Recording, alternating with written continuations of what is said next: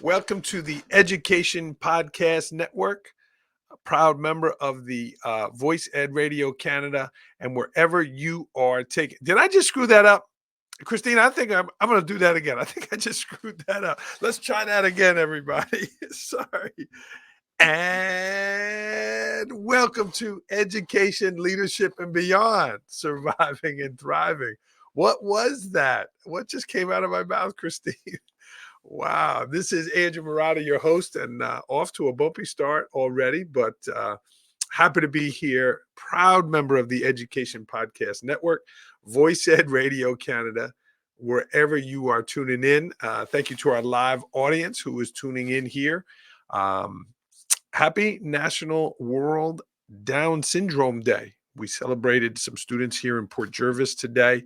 And for all those that have Down in their lives, Down syndrome, blessings and respect to you on your journey with your family and your child here. So also opening day, NCAA tournament, March Madness is here. A lot of people are excited about the tournament and spring break. Spring break is here for a lot of New York schools. Many of you are finishing and some are starting next week. So spring is here. Very exciting. And I do want to welcome Christine Miraglia, not Miraglia, as she corrected me once already. But we're going to meet Christine in a little bit. She is an outstanding educator, someone who is new to the leadership role, a couple years in. And my former student at LIU, where she got her degree. So we'll meet Christine in a moment. But before we do that, let's thank today's sponsor of the podcast, IXL. If you use IXL, you know how great it is. Personalized learning, English and math, geared towards the kids. Here is a word from our sponsor. Hey, friends, Andrew Miraglia here, Surviving and Thriving. And I want to thank today's sponsor for the podcast, IXL. Discover the power of data-driven instruction in your school with IXL. It is the most widely used online learning and teaching platform K through 12. It gives you everything you need to maximize learning, from a comprehensive curriculum to meaningful school-wide data. And IXL's diagnostic is research proven to be a strong predictor of performance on standardized assessments, including NWEA, MAPS, STAR, iLearn, just to name a few. And the best part, everything I just mentioned is all integrated into one platform, so you can simplify your ed tech tools. Visit IXL.com to lead your school towards data-driven excellence today. The link is in the show notes. And again, I want to thank IXL for sponsoring Education, Leadership, and Beyond. And thank you for that. If you're not familiar with IXL, check them out. The link is in the show notes. Excellent to be able to dial in working with your students and get that data you need and all that good stuff. Let's get started here on the podcast. Our opening concept is entitled, How Can I Help You? So many years ago, Christine, it feels like forever ago, Christine was in my leadership class at LIU. We were at Middletown. This was pre-pandemic, and the classroom, I wasn't familiar with the classroom. I was having a hard time plugging in stuff, and the students were all sitting there and kind of chit-chatting a little bit. And Christine just came out and said, do you need help? Can I help you? You look like you might need a hand. And I absolutely did. I couldn't get anything figured out. And in 3 seconds, I was like, wow, this young lady is a winner. Like, she is so helpful. And bam, she was a star in the class. And of course, now she's doing exceptional as a school leader in her hometown, Monticello. So that simple act of just approaching me, breaking the ice. Hey, do you need a hand? She noticed I was struggling. And it's that skill, it's that leadership that I think helps set her apart. So let's meet Christine, but when you have an opportunity to help somebody, go do it. Christine did that, and here she is on her way. Christine, welcome to the podcast. Hi. Thank you for all of those, rave reviews. It's funny because I remember that, that first class, and we had other people in the class that were, also in Middletown. But it was like my building too. Like it was, where I was at the time. So I always kind of have the little sense of, well, this is my place or my space, and like welcoming people to it, especially when technology is involved. That was the little snafu we had, right? Google tries as best it can, but there's a human element to it. Well, you helped me, and here we are years later. You've been helping me behind the scenes for many years, and here you are in the front and finally on the podcast. So welcome and congratulations for landing back in your hometown, Monticello, New York. Tell us, what you're doing this year and how it's going for you. Yeah, so my current position is in the Monticello Central School District. So, growing up, I grew up in Bethel, which is in the Monticello District.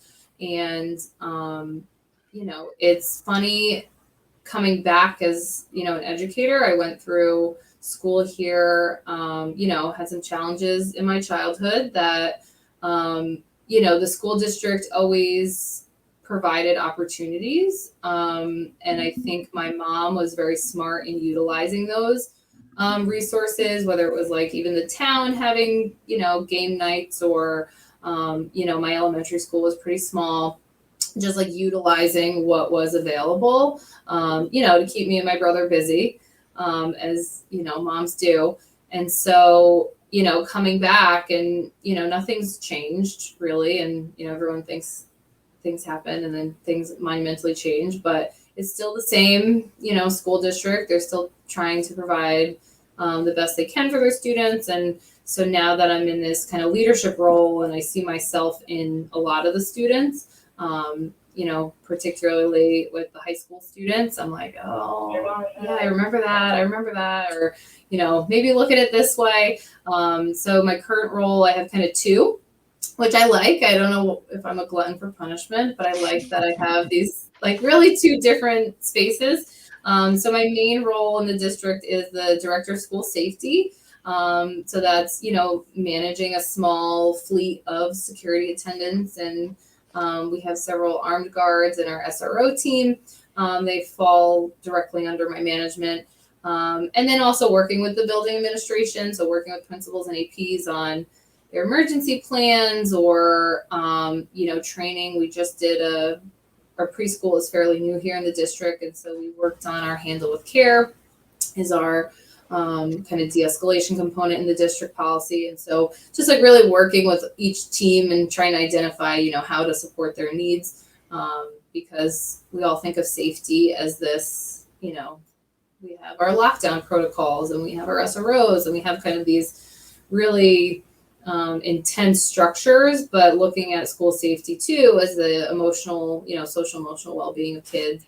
And I kind of bring in my own self-interest of like this humanistic component into safety. So that's been, that's one of my roles. And then the other role kind of ties into that, but I'm an assistant principal. I'm kind of like the assistant principal for the district, but mainly housed in St. John Community School, which is an alternative high school and a preschool, which is not really different when you look at the kids' needs. So that's been fun. Preschool was definitely not part of my wheelhouse, to say the least. I, teaching in a secondary level and focusing, so it's been fun being an assistant principal during those, 3-year-old crisis moments, because it humbles you a little bit. And then sometimes you're like, the sticker was upside down. Like the sticker was upside down. That's what's causing our strife. So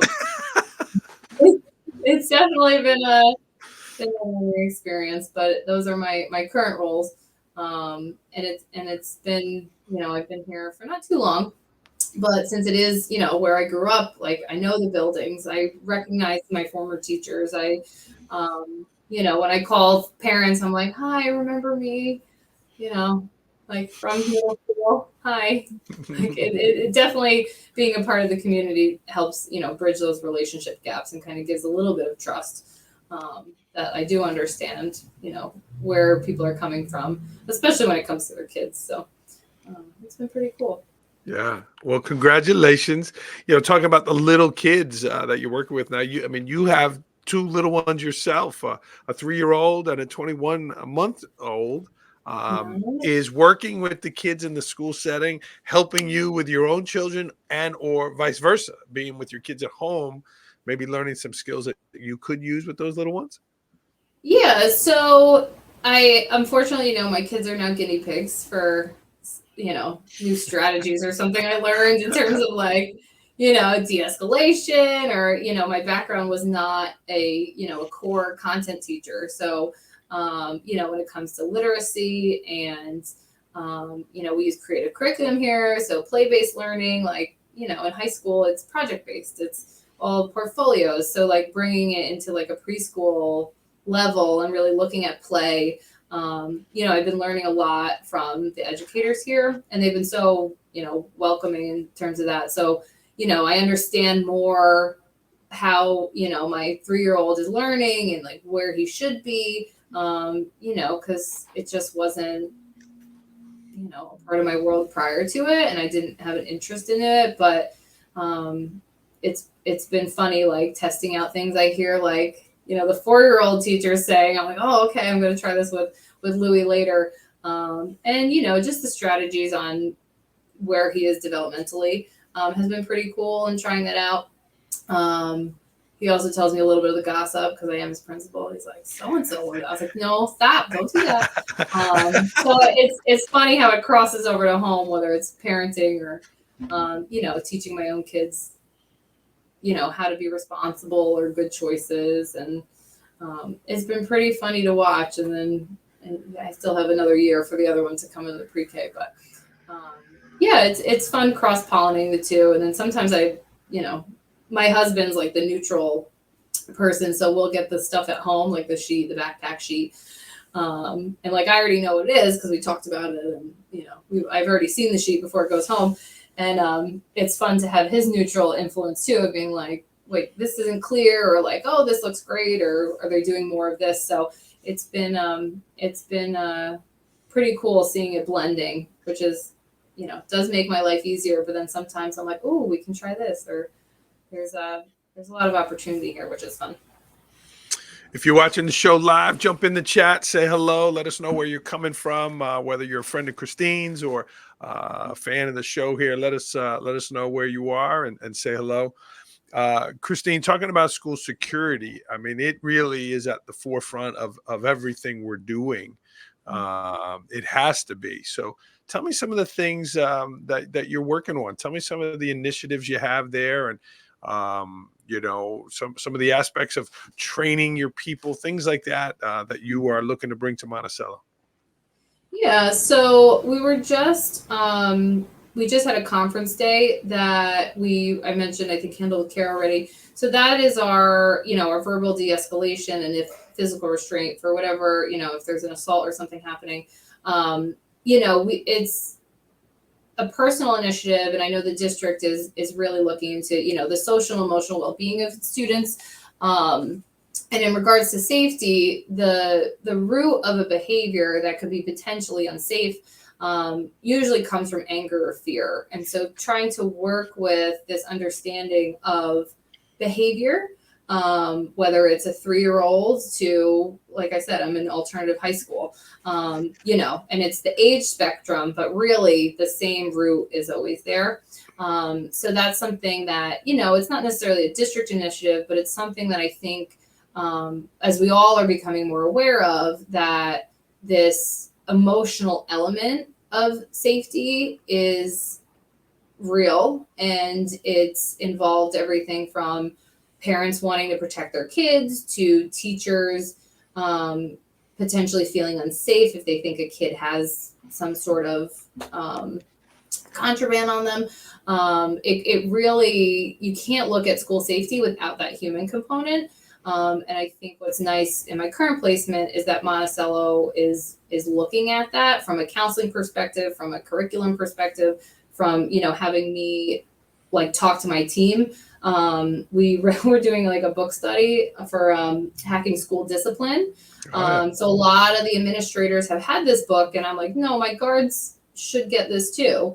So my security guards are, also being included on those conversations of restorative circles or relationship building, or not everything is going to be a lunch detention, and like working as a whole community and understanding those things, and that it's in, like, if we can build those relationships, then we can continue to keep each other safe, right? If you trust someone that, that trust is being built, then you automatically will start feeling safer. Or if you are feeling something or something happened at home, like we all kind of get the whole picture.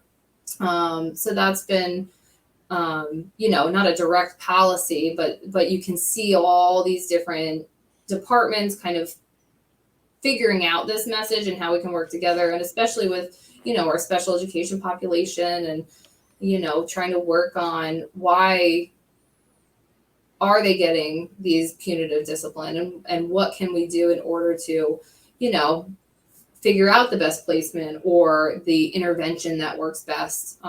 So that's been something that's been really interesting to me. And also, my guards have been on board on, they get it. They get the kids in the hallway that are walking around a lot. They know more than the teachers know these kids. And so if we're all speaking the same language, that's, just another thing we're working on,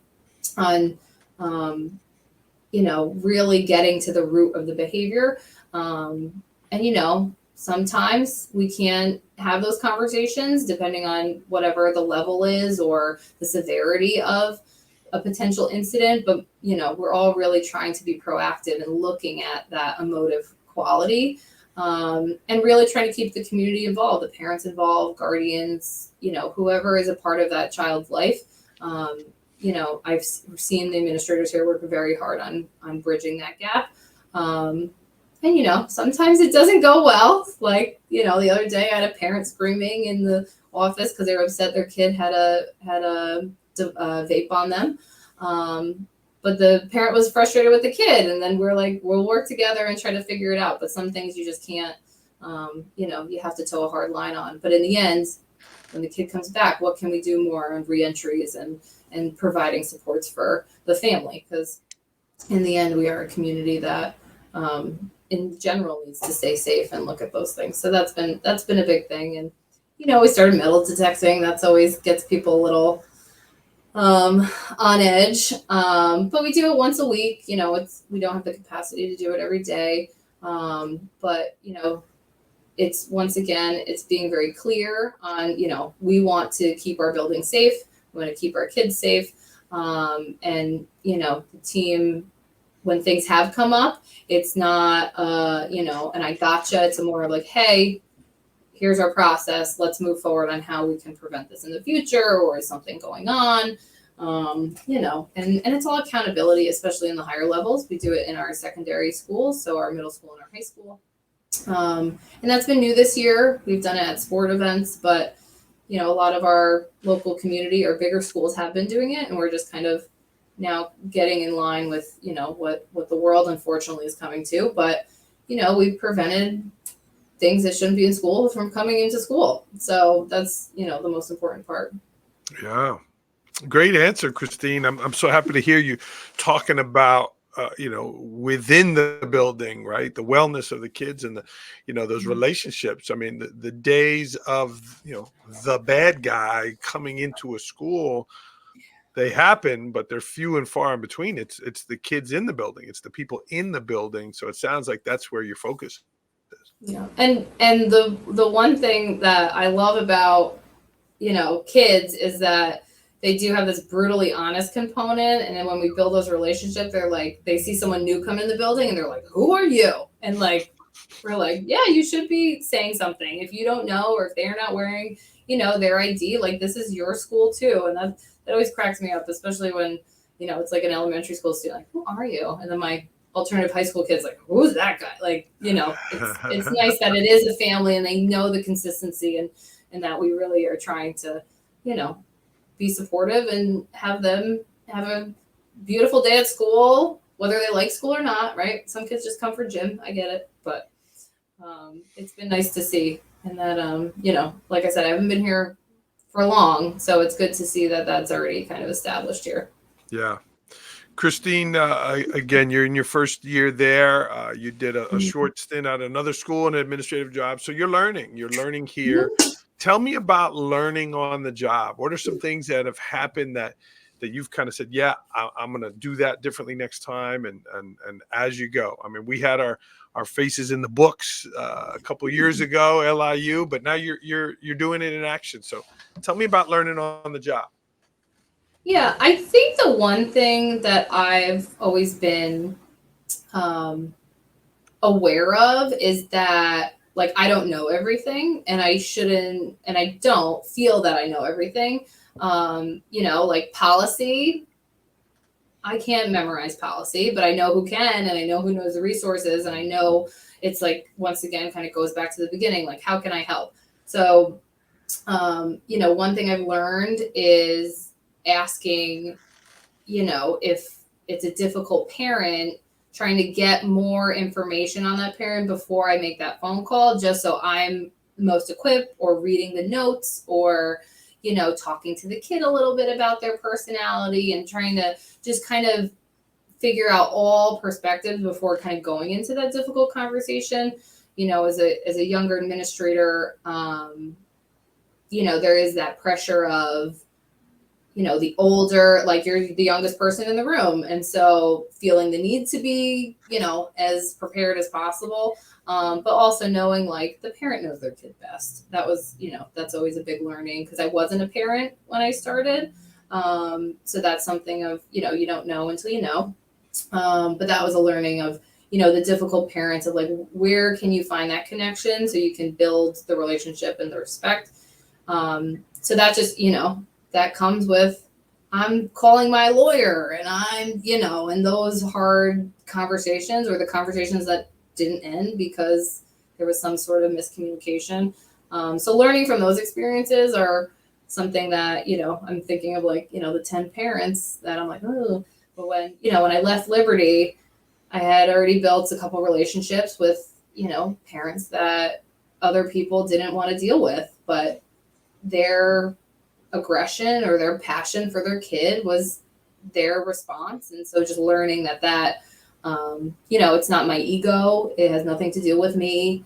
They might say it's my fault, but in the end, it's not. Like, it's removing my ego from it is definitely a learning process. But it's something that, I think I've done all my life. I'm trying to keep that in check. But, once you come in a leadership role, people look to you to be that person in the tower, I guess. I don't know how to say it, but, when people are talking about their own kids, you gotta bring it down a notch and see where they're coming from. So that's been a big learning component, for sure. And you saying, hey, it's not about me, right? We're not perfect, but a lot of times, like you said, it's that passion for their kids. It's personal for their own children. So our friend Eric Hipsman is watching. Give Eric a shout out. He said you're one of the best. Again, if you are watching, jump in and say hello. Christine, we had a great class, a number of wonderful educators in there that have gotten administrative jobs. What was something from our class time together that you've taken with you and hopefully have put into practice in your new role? So what's funny is my cohort, like, we still check in with each other. So it's just the power of collaboration, and the fact that, like, I'm a strong cup of tea sometimes, and I know that. But like, I am now working with Caitlin's brother, and there's just like, we're always connected. And when I need something, or have want to try a new partnership, or want support in any way, like, I know they're there and available, which is something with, now that everything's moving to online learning, our cohort ended in COVID. So it ended in July 2020. So we luckily had the physical space together, and that, relationship making. So I think that's just something I've thought about, now is my high schoolers are going to college. Some of them are just doing online, or people are getting their masters online. And I don't know. I just think that the collaborative power of like building that team and that cohort is something that was really special with our group. My brother-in-law is currently going through the program, but it's all virtual. And so it's just something that being together just made, I think, a huge difference. And we also had enough, I think we all respect each other probably more than each other think, but we had some real strong personalities in my group. And, it was a good lesson on learning how to work with people who might not necessarily agree with you. Or are just, so out there. You're like, how do you function every day? You know what I'm talking about. Yeah. I talk to her all the time. She's my bestie. But we really did. That was a great example of like collaboration and doing what's best for whatever the task is at hand with that group. Our friend Gina's watching too. She sat in the way back there in the class. Gina, no. Oh yeah, in our corner, our side of the room.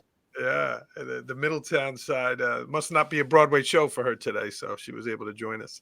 Yeah, I don't know, middle school. We were just talking about it before the podcast. Middle school, I'm currently not in a middle school. I visit from time to time, but middle school is definitely it's hard and it's tough and it's not for the weak. But like I said, I miss puberty. I don't know. And once again, I like trying to figure stuff out, and that age band is definitely something that, and then in the security role, going back to that social emotional health and trying to support these kids because they have access to all this information and each other, and it's always something I think about. So Gina, keep fighting the good fight there in middle school.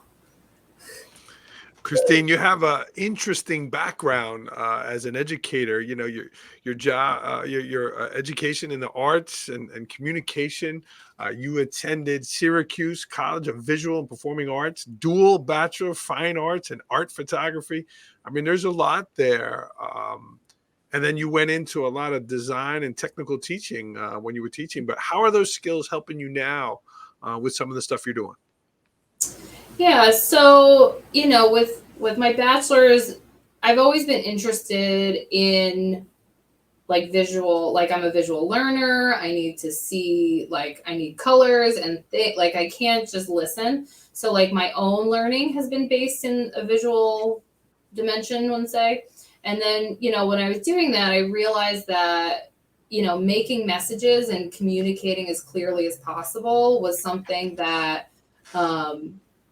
could solve a lot of problems. Like my life was made easier the more I could communicate, whether it was nonverbal or verbal, what my intent was. My upbringing, communication was the biggest challenge, I guess.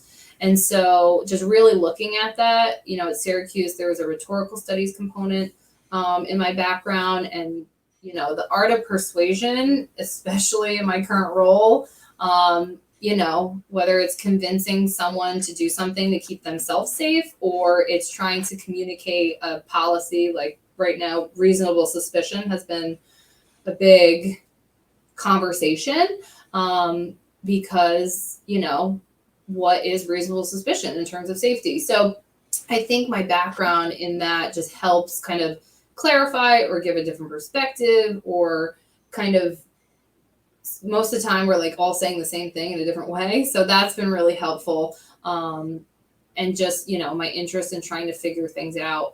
So that's been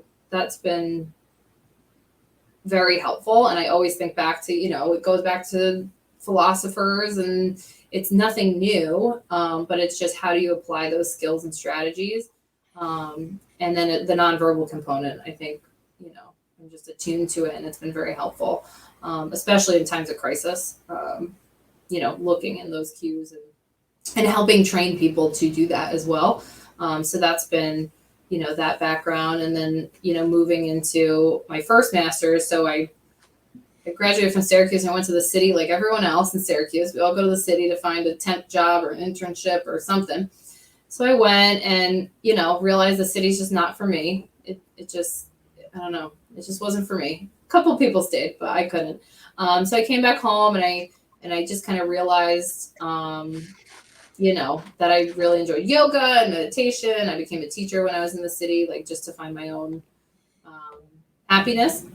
And so then, I had a little stint, about a year or so trying to figure it out, but I started teaching yoga, and that's kind of how I got into public education.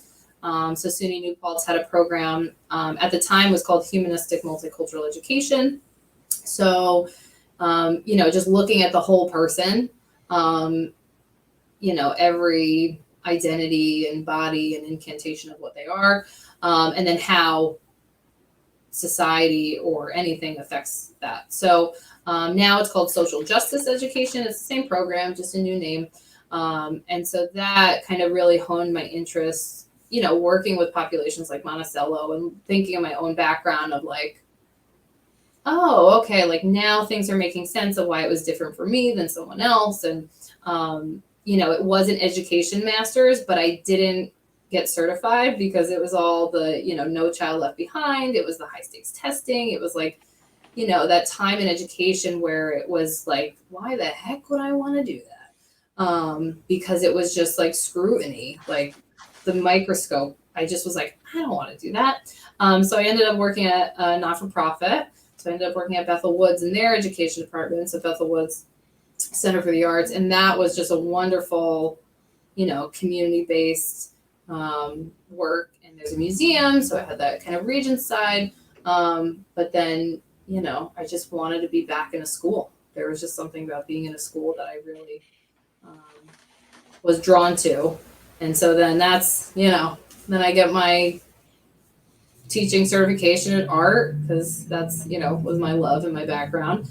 And that's how I got in your class, because Middletown, I was doing the video production. So really using communication, using that visual art component on making messages and trying to teach kids that what they say and make and do has meaning, and just to make sure you mean what you do and you say and you show. So it was, I took the leap in administration during COVID, during my last maternity leave. So, it still feels like I'm supposed to go back there tomorrow in a way, but It all ties together.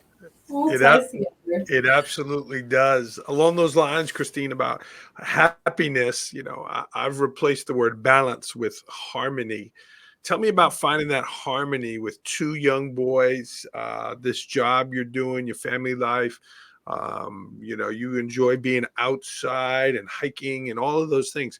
Tell me about finding harmony mixed in with two little boys in the house. So I always say this, me and my husband always say this, that they're only this little for this long, right? So just kind of putting a bookend to like the chaos of, having little people. And just remembering that they're all like, he's only 3 for 365 days, like just kind of staying in that moment and staying as, present as possible. Like, yes, sometimes I'm on my phone doing emails at bedtime and the glow of my phone is keeping him up, but, being mindful that, I gotta just, put it down and it can wait. And just remembering that, is something that I think keeps the harmony. I do nap rides in the car. Like if they just can't, I'm like, okay, I'll just also have my me time. I'll listen to a podcast, or I'll,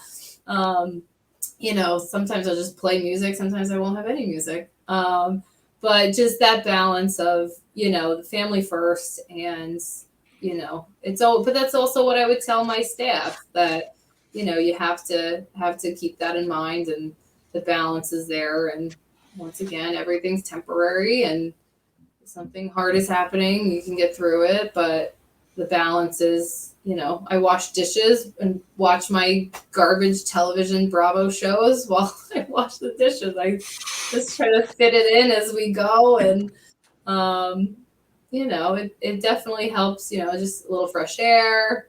I bought a lot of plants recently, so I don't know what that means. I'm over winter. I think I'm just over winter. I want You and freshness. everybody else. Yeah. Oh, the preschooler's like, it's the first day of spring, and it was snowing. I was like, that's confusing, right? Trying to teach them here are the seasons, and then first day of spring, it's big fluffy white flakes. And it was So, freezing today up here in the Northeast for sure. yeah, still windy here. Christine, anything you wanted to talk about that we didn't talk about yet today? No, I just think like, with everything that goes on in the world that's big or loud or, this whole security part of me is just, reminding people that there is still good and everyone's still trying, and we just sometimes, forget that. But, we're all working together, and I think we've always said that. It's just sometimes people forget, and, the news and the media like to say what they want to say, but, if you come into Monticello, it's, we're welcoming and open, and, we're here for each other, which I think is hard when sometimes schools have a little bit of a connotation, a negative one to it. So it's just something that we've been super mindful of and trying to build a better perspective, I guess. Well, good for you, and good for you for being part of that on your journey. I wish you the best at Monticello, and I know you're happy to be back in your hometown, and keep up the great work. Thanks. I appreciate it. Yeah. Let's get to rapid fire. Christine, you know the drill here. These are quick answers. Are you ready? Yeah.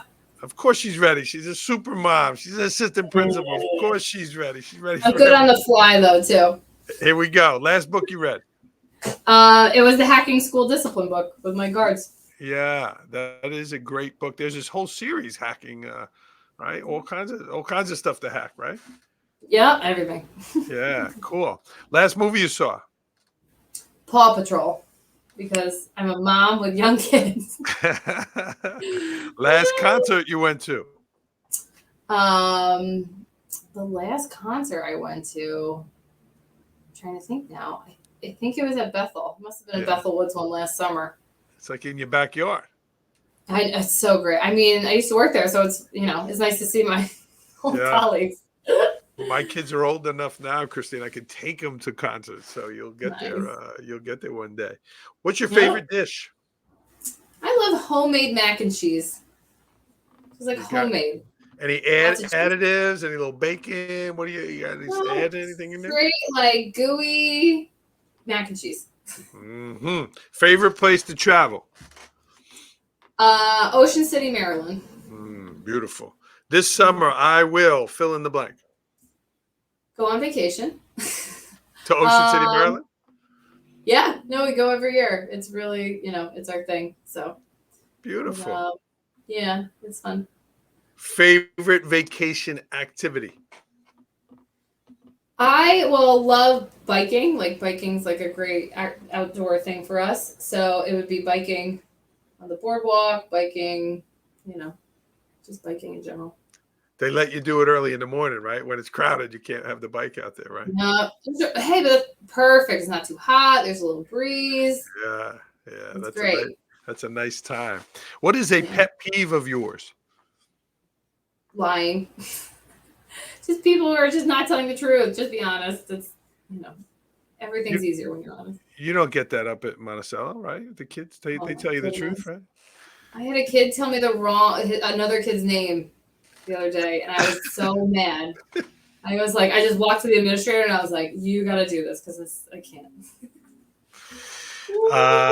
At 8 a.m. on Saturday morning, I feel fill in the blank. I feel content. You should just have a cup of coffee.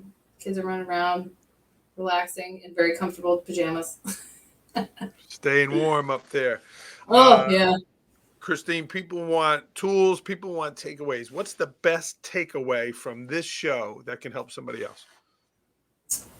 I think the takeaway is to, once again, like look at the behaviors coming from an emotion. Like, don't take it personal. even if it's like a family thing, or there has to, you just have to remove your ego from that, and then I think you can see the other side, or a potential other side, to whatever you're going through. Great answer. Something about Christine Miraglia that people do not know about. I don't know. I already told you I love Bravo television garbage TV, which is like the strangest thing. Yeah, I don't know. I could say that. Okay, she's an open book. These are quick answers, one or the other. Cheeseburger, taco, empanada. Taco.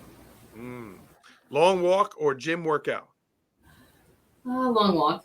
You like the hiking out there in Sullivan County. Ew. Yeah, I love it. We're turning the page this spring. It'll get here one day. Beach, pool, or lake? Lake.